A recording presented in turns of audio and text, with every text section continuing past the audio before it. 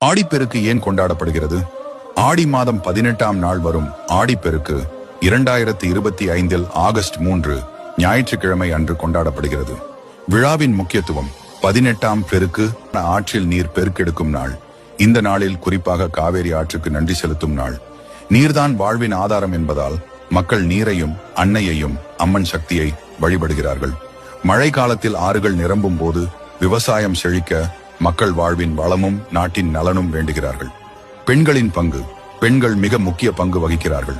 அம்மன் வழிபாடு, திருமண வாழ்வின் வளம், குடும்ப நலன் அனைத்தும் இதில் அடங்கும். ஆடிப்பெருக்கு வழிபாடுகள்: 1. ஆற்றங்கரை பூஜை.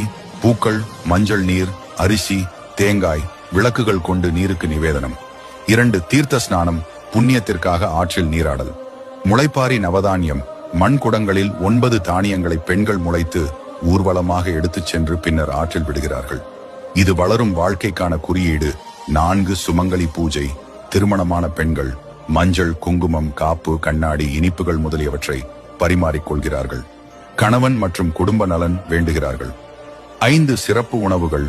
எலுமிச்சை சாதம், புளியோதரை, தயிர் சாதம், தேங்காய் சாதம், சர்க்கரை பொங்கல் போன்ற கலவை சாதங்கள் தயாரித்து குடும்பத்தாருடன் ஆற்றங்கரையில் பகிர்ந்து உண்ணுகிறார்கள்.